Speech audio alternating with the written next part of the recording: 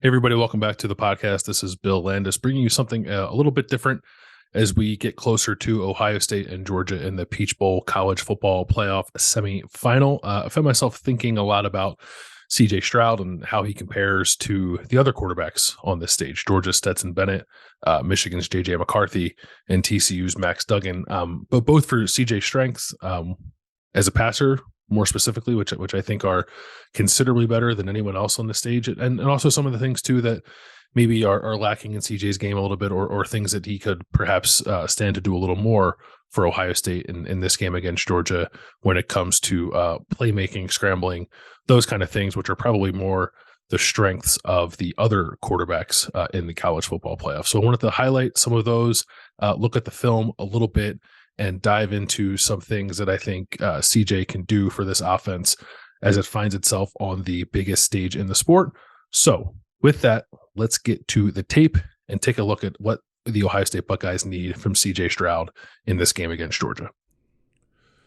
Okay, so I want to start here. If we're going to compare CJ to these other quarterbacks and talk about playmaking and talk about some of the things that maybe aren't some of CJ's strengths that maybe Ohio State needs a little more from in these playoffs, I also want to point out the strengths of CJ that also make him different from the other quarterbacks in these playoffs. I just don't think that Stetson Bennett, Max Duggan, JJ McCarthy can do stuff like this with any kind of regularity. Not to say that they can't do it, but I don't think they can do it as consistently as CJ Stroud does. So I wanted to make sure to point out some of his strengths before we get into things that might be better described as weaknesses or areas of improvement that Ohio State needs from CJ now that we're at this point in the season. But watch these couple of throws. These first two, obviously this is the Iowa game. These first two throws are on the same drive. So Marvin Harrison Jr.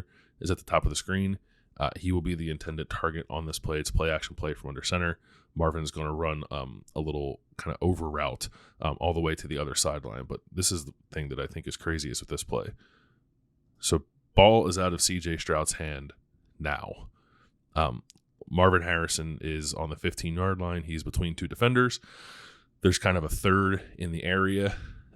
Look where Marvin is when the ball comes out of CJ's hand, and look where he ends up when he catches it. That is uncommon ball placement, certainly, accuracy, confidence, and anticipation from CJ Stroud. And those are the things that I think people fall in love with when they watch CJ. These are the things that make him special.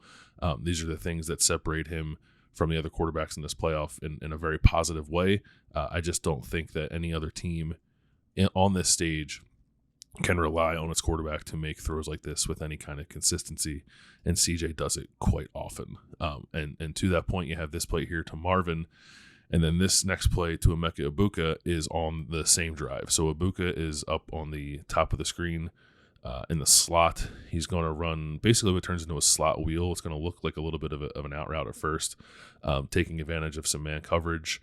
Egbuka does a good job of getting leverage, but it's pretty good coverage by Iowa. The defenders covers this probably about as well as he could, but there's enough space for CJ Stroud to hit Emeka Egbuka. And I think CJ is probably the best kind of like sideline ball thrower in the country, just like really good at using the sideline to his advantage and putting passes in positions that only his players can get to it when the ball or the route takes them to that part of the field. So here's the play. Watch Egbuka turns it upfield, gets a little bit of leverage. So he's got his guy beat, but that's pretty good coverage. Again, look where he is when the ball is out of CJ's hand, and then look where he ends up catching it. Again, just like crazy anticipation, insane ball placement. Like this is special stuff, and I just don't think that anyone else in this playoff can be relied upon to do this regularly. And CJ does it quite often. And then the last throw I wanted to highlight here, also from the Iowa game. This is a drive later in the game. Again, speaks to CJ's ball placement. This is a deep kind of post to Julian Fleming, and you can't see Fleming yet, but you will here in this screen. Clean pocket for CJ, which maybe gets the point of this overall point of this video home. When the pocket is clean and CJ can get his feet under him and can dissect the coverage quickly, all of which happens on this play. He does stuff like this. And this is stupid ball placement. And the ability to throw the ball that far downfield and put the ball in a place where the receiver can catch it in stride, doesn't have to break stride. Julian Fleming has good speed. This is probably his strength is attacking teams down the field. Again, good coverage, like really good recovery. Got the hand up there, tried to knock the pass away. Just too perfect of a throw. He can't do it. And Fleming can walk into the end zone. So there are things that I think C.J. Stroud will have to do in terms of getting out of his comfort zone in this game, and we're going to talk about some of those. But when he's in the zone like he is here, Ohio State's going to need this too, and I expect this to show up. This has been fairly consistent with C.J. Stroud, and this is the kind of thing where if everything else goes right and everyone kind of comes together to play their best game, these are the kind of throws, and this ability is the kind of thing that makes Ohio State a dangerous team in these playoffs. But let's get into some of the other stuff that I want to talk about. All right, so when I think about things that C.J. Stroud needs to do better, or things that Ohio State needs from him in this game against Georgia and in the national championship, if it were to get that far, it's stuff like this. This is also from the Iowa game, and it turns out I think the Iowa game might be the best game to watch this year, or maybe the Michigan game too. But if you want to get a feel for all the things that make C.J. Stroud really special and all of the things that probably cause a little bit of concern for people who are evaluating him for the next level, I think all that showed up for certain in this game, and this is probably one of the things that's a little bit concerning, and just something that Ohio State needs from C.J. Stroud. I think is a tad bit more urgency in situations like this. So this is on third down. Ohio State's going to run basically like a curls concept with four of these receivers, and then the fifth, you see they're an empty. The fifth, Julian Fleming down to the bottom, is going to kind of run just a go route. But C.J. Stroud wants to get this ball to, it seems anyway, to Cade Stover, who is lined in the slot nearest to the line of scrimmage on the right side of the formation, kind of right there on the block O. He's going to run a curl just kind of over the middle of the field, and he does get kind of mugged a little bit, and that does throw off the timing of the play. But watch how this thing develops and some of the decision-making here. So I think Stroud wants to go right there to Cade Stover, and obviously Cade is not quite out of his route. The defender's there. He's got hands on him. Not really sure if anybody else here is open. I suppose he could try to throw that ball down the field to Fleming. Fleming's gotten on top of the defender. That safety in the middle of the field, I think, is not really a threat so long as that ball is out near the sideline and down the field. So he can probably go there, but there's a little bit of hesitation. And then if you look at the rush, it's a four-man rush. It's a pretty comfortable pocket around CJ, and then one of the rushers falls. So this guy is on the ground, and CJ's got all this green space in front of him. You can see it out there to his left. I just think in situations like this, if that first read that he's trying to get to just doesn't quite feel right, he's got to do a better job of feeling this and attacking that green space and getting that first down. This is 3rd and 5, I believe it was. You can see the official there right on the 50-yard line. You can see the sticks. It's not far to go. Now, if CJ does take off here, does he automatically get the first down? I don't know. Iowa's got good defenders. They can probably rally to the ball. Maybe CJ slides just a tad before the first down marker. But either way, it would set up a 4th and short in plus territory. And I think Ohio State probably feels pretty comfortable going for that, and probably has a better chance than not of converting it. They've been decent on 4th down under Ryan Day. But Stroud kind of pump fakes, and then he just decides too late that he's going to take off. This guy is already up off the ground. CJ is a good athlete, maybe not the most explosive athlete in the world, so he doesn't really have the burst, I think, to kind of get away from that defender. He tries to. That guy makes a good play, really good effort play, and drags CJ down to the ground. And we'll see from the back view here, you get a little bit of a better feel for the space that's just available to him. And I understand why CJ in these situations often wants to throw. So here, maybe he's looking down the field to Julian Fleming, and honestly, maybe he should throw it because Fleming looked like he had pretty good leverage. Everything else is kind of capped. If he's looking at that other curl route inside of Fleming, that was not open. Stover's not open. The only option on the side of the field where he's looking that's open is Fleming down the field, and Stroud doesn't throw. It's an aggressive throw on 3rd and 5, to be sure, but I think that's okay with this kind of quarterback and these kind of receivers. If that guy's open down the field, take your shot. Ohio State does that quite often, but whatever CJ sees here, he's not comfortable with. So he's got to go now. He has to have a better sense of the clock in his head and the way this play is developing. All these routes are just sort of capped. So if the ball's not coming out here, I think he's got to put his foot in the grass and attack it looks kind of weird because the referee's there, but pretend he's not there and look at all that green space that's available to him. He only needs to get 5 yards to get a first down on this play. So I give him credit, I suppose, for eventually coming to that conclusion. He just does it too late. And I think there needs to be a little bit more of a sense of urgency in moments like this where if the first read or the second read just doesn't quite feel comfortable to CJ and he's got all this space in front of him on a fairly well protected pass play, he's got to attack that green space, get the first down, get close to the sticks and give yourself a manageable 4th down. Just keep drives alive. When there's opportunity to extend drives against Georgia, Ohio State can't let those opportunities go to waste. And that does happen a little bit in moments like this because CJ sometimes, I think, I don't even want to say lacks a feel for when to run because I think it comes from a good place of wanting to be aggressive and make a play down the field. But I think he maybe could help the offense help himself by embracing these moments a little more, tucking the ball, running, getting north and picking up what he can and keeping Ohio State on schedule. All right, here's another play from the Iowa game. This is the first play of the second half, so it's 1st and 10, which I think is important context for what happens here. Ohio State, this is a similar concept to the reception I highlighted from Marvin Harrison Jr. At the beginning of this. It's a kind of a play action under center, basically a 2-man, although it becomes a 3-man concept when Travion Henderson kind of leaks out into the flat. But Ohio State likes to do a 2-man concept here with, in this case, it's Julian Fleming and Marvin Harrison Jr. Julian is at the top of the stack. He's going to run a dig route, and what Ohio State likes to do here is combine a dig and then some kind of vertical route, whether it's a post or a corner, and that's what Marvin's going to run here. He's going to run kind of a corner route deep down the field, and Ohio State is hoping to get safeties and linebackers triggering hard against the run.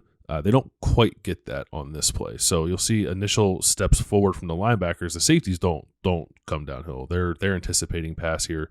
The linebackers come downhill, but one of them does a really good job of gaining depth and realizing it's play action pass. He's the one who ends up actually jumping into the throw window, although there's never really a window here. So, and to compound things, there's pressure up the middle. So first, let's look at that. CJ Stroud at the top of his drop here. Pressure comes up the middle. Really good job by CJ to feel that, to not panic, to kind of turn his shoulders, avoid it, trust that his protection can kind of negate that if he can sidestep it. Resets. Now he's looking downfield to throw. There's really not anywhere to go because, again, Iowa didn't bite on the run fake. So can CJ, in theory, try to set his feet and throw this deep ball to Marvin Harrison Jr.? Maybe. Hard throw. Also hard, I think, to contort his body to kind of hit Travion Henderson in the flat. So what he ends up doing is trying to throw this ball to Julian Fleming over the middle of the field. He ends up being in between basically 3 defenders. Everyone has eyes on CJ. They know where this ball is going. Again, that linebacker makes a tremendous play here, kind of reading the eyes and making a play on the ball with a one-handed interception. Like that's, we're going to talk about people who do things uncommon. That's a really good play from a linebacker. There's a reason that guy won the Buckeyes Award this year. He's excellent. So, but if you look at it from this view, this is, and you guys can tell me if I'm crazy in the comments or whatever watching this play. I feel like after CJ sidesteps this here, like right there, can he attack that seam and get 3 or 4 yards as opposed to forcing this ball down the field?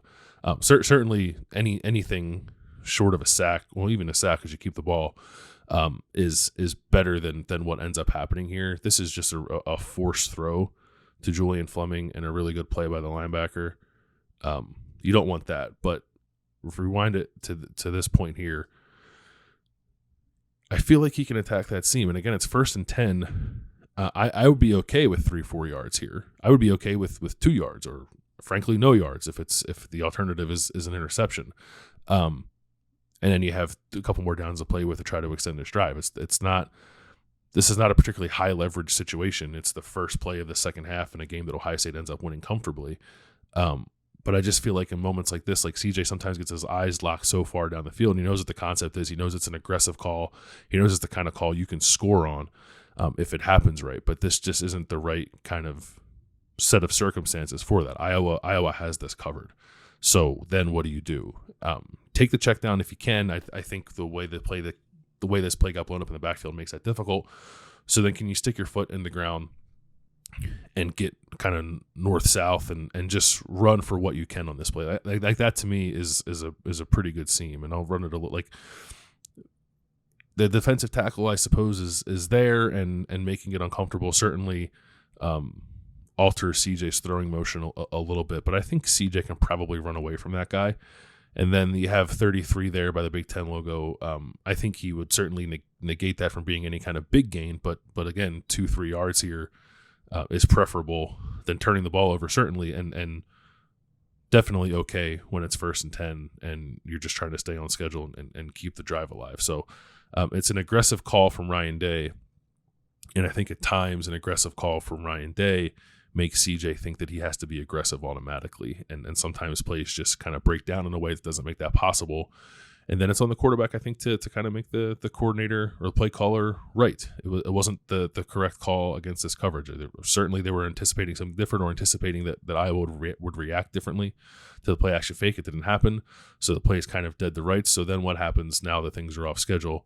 I think you'd like to see your quarterback be able to recognize that quickly and get what he can, as opposed to forcing the issue here like CJ does with that throw. And in this game, it wasn't ultimately costly. As I said, Ohio State won comfortably.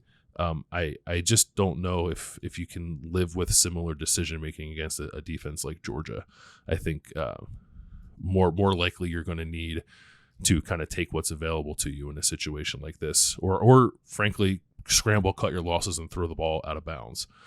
But I think there's an opportunity to make a play here for CJ based on that little bit of space that was available. Again, not potential for a big play, but a play that keeps Ohio State on schedule, and I think that is of the utmost importance in a game like this. Okay, different game here, going way back to the beginning of the season. This is against Notre Dame. This is 2nd and 9. Ohio State is going to have a 5-man passing concept here. At the bottom of the screen, Marvin Harrison Jr. and Emeka Egbuka. Egbuka in the slot's going to run kind of a shallow cross. Harrison more of a 10-yard or so kind of dig in breaking route. And then at the top of the screen, that's Jaden Ballard, I believe. Cade Stover, Travion Henderson, kind of a 3-man sort of triangle read for CJ. And that's where his eyes start. He kind of looks at, I think he's looking at Stover first, maybe wondering if he can kind of get that natural pick play there and hit Travion Henderson on the wheel route. I think like right there, maybe he can, but he's not quite looking there just yet. His eyes are down the field.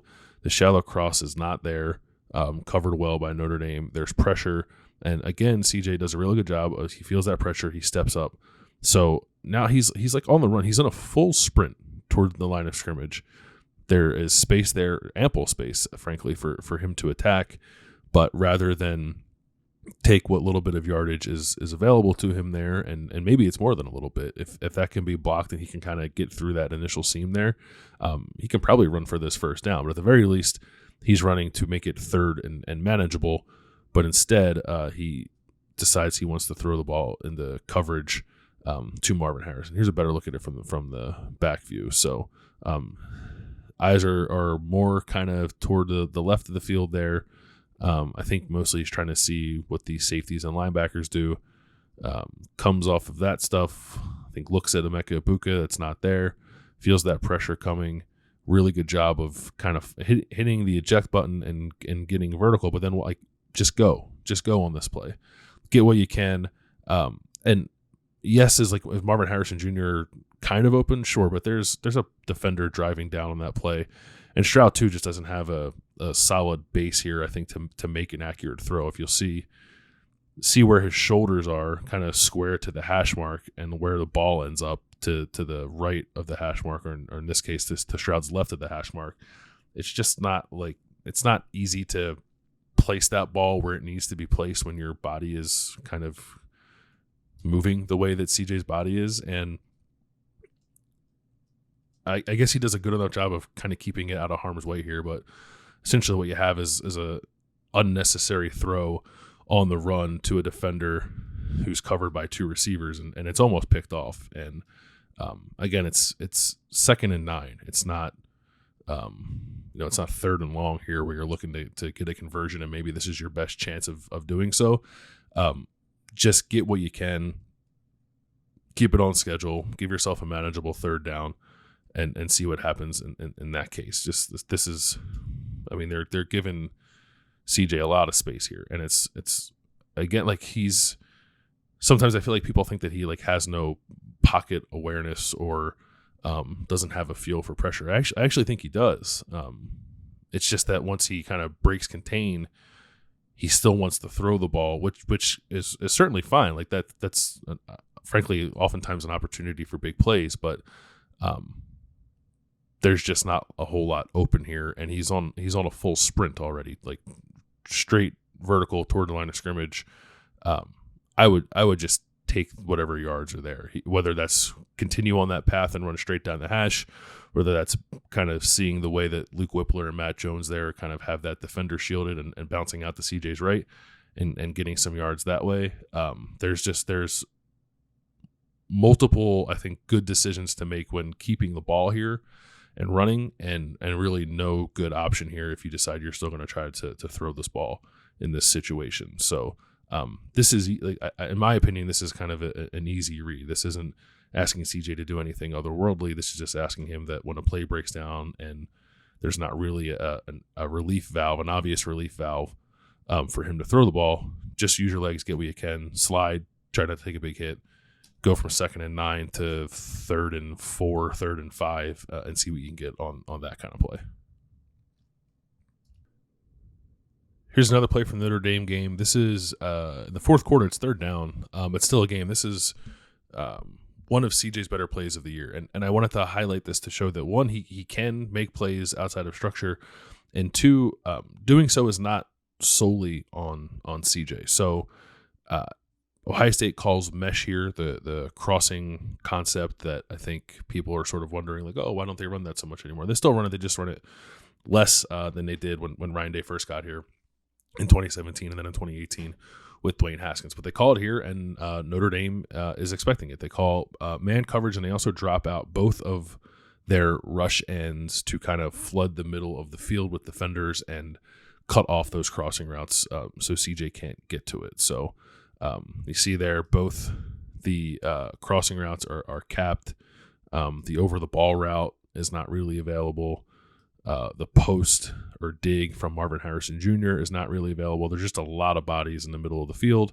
And then you have Mayan Williams on the back side of the play, top of the screen, running a wheel route. What you don't like on this play is that it ends up being a 3-man rush for Notre Dame that gets pressure, and that simply can't happen. If we're to apply this to the Georgia game, if Georgia is able to get pressure with 3 players, it's going to be really difficult for Ohio State to do much of anything in this game, and a lot of this conversation, frankly, becomes a moot point if that's going to happen. Thankfully for Ohio State, that's not been a tremendous issue for them this year. It just so happens that it happened on this play.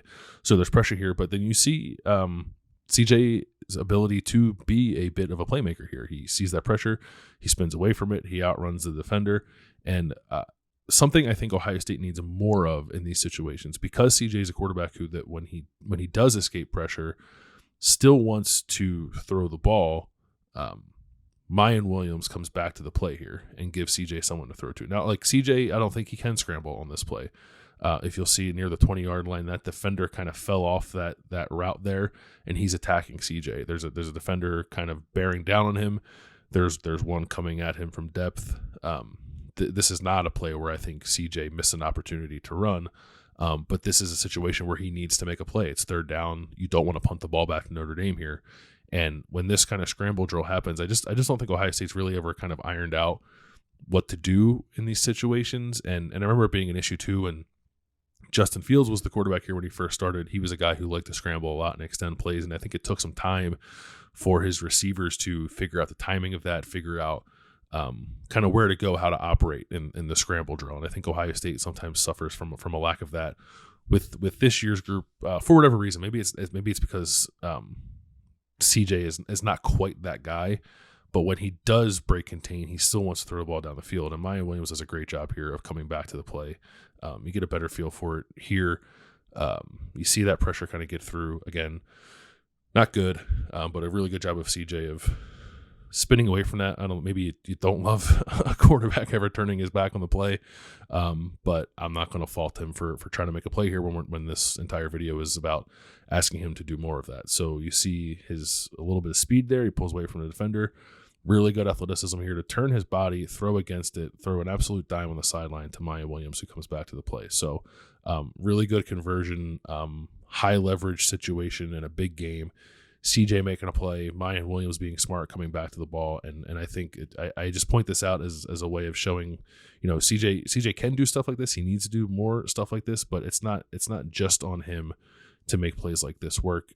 His receivers, I think, need to have more urgency too in scramble drills like this. Like it's a rollout play. You're kind of cutting the field in half, so I think it's hard. But outside of Mayan Williams, I don't know if anybody else does a great job on this play of making themselves available to CJ. And credit to CJ for finding him and throwing a ball again near the sideline where only his guy can make a play. Really good catch from Mayan Williams on a play that ended up getting off schedule and broke down because Notre Dame defended it well. CJ Stroud finds a way to make a play. And he can do this stuff. He can do it he can do it here with a pass outside of the pocket. And I'll show here as we wrap up a couple other ways that he showed an ability to do the kind of stuff we're talking about in this video. I'm going to finish up with two plays from last season as an illustration of why I think CJ can do the kind of stuff we're talking about here. I think he can be creative. He can be a bit of a threat with his legs, can do things off schedule, is more of an athlete than I think he gets credit for or sometimes shows within the structure of Ohio State's offense. But this is it ends up being inconsequential because the play gets negated for a holding penalty that I think is questionable on Nick Petit-Frere on the right side of the line against David Ojabo. But at this point against Michigan, it's in the fourth quarter. There's, I think, 5 or 6 minutes left. It's a 2-score game, but there's still a chance. Ohio State's not totally out of it just yet. And CJ makes a play here. He feels a little bit of pressure coming from his right. There's not really a place for him to go with the ball. So he gets out of it. And then he's looking for a place to throw as he normally does, but there's nowhere to throw, and there's all of that space in front of him. So what does he do? He tucks the ball and he attacks it in an aggressive way, makes a move on a defender in the open field, takes a hit, and falls into the end zone for what I think should be a touchdown. It's not because of the holding penalty, but there are times when CJ runs the ball where he doesn't look all that comfortable in the open field, and I think that's probably just from a lack of experience doing so. But he's a guy who uses legs quite a bit in high school. Obviously, we all know what the first kind of glimpse we got of him was in a Michigan State game in 2020 where he ran for that long touchdown run. Like this is a guy who has an ability to do a little bit of this stuff. And this is sort of a last gasp, last ditch effort against Michigan. And maybe there's something to the idea of having to operate with that kind of urgency all the time, as opposed to when it gets to this point, or frankly, where it's borderline too late. But that doesn't mean he doesn't have the ability to do stuff like this. So I wanted to show this just to show that he can do things like this. And then, again, obviously this play didn't count because of the holding penalty, which I didn't quite agree with. And then this next play here from the Rose Bowl, same season last year, this was... I realizing that the Rose Bowl was not the most consequential of games given the way that the season went for Ohio State. This was a really big play in a game that Ohio State ended up winning that I think it had to win just for program's sake. And I'm not sure if it happens without CJ doing this. I apologize for not having the all 22 of you just have the TV cut here that someone had posted on YouTube. But it's 3rd and 8. Ohio State is trying to convert here, trying to get back into this game. There's not much open. Like you can throw that ball to Jackson Smith and Jigba, I suppose, in the flat, but I don't know what good that does you on 3rd and 8 when you need to convert. there's a seam there that develops, and CJ doesn't really think twice about it. He tucks the ball, he takes off, he runs, he knows where the marker is, he knows he's going to get hit. He knows that sliding here is not going to do him any good. He needs to get that first down marker. He needs to extend this drive. I believe Ohio State ended up scoring a touchdown on this drive, and got itself back into the game. Like this was probably as consequential as a first quarter play in what's partly an exhibition can be, but I just think like Ohio State needs much more of this from CJ Stroud. And it's good, like we've seen in his past, that he's had a willingness to do it. Like that's a really decisive, athletic, I think, to a certain extent, physical run to make sure that his team stays on the field and gets a first down, extends a drive, ultimately leading to points for Ohio State. So he can do things like this. Like it's not none of the things that we were talking about or some of those earlier clips where maybe there were missed opportunities are stemming from a lack of ability.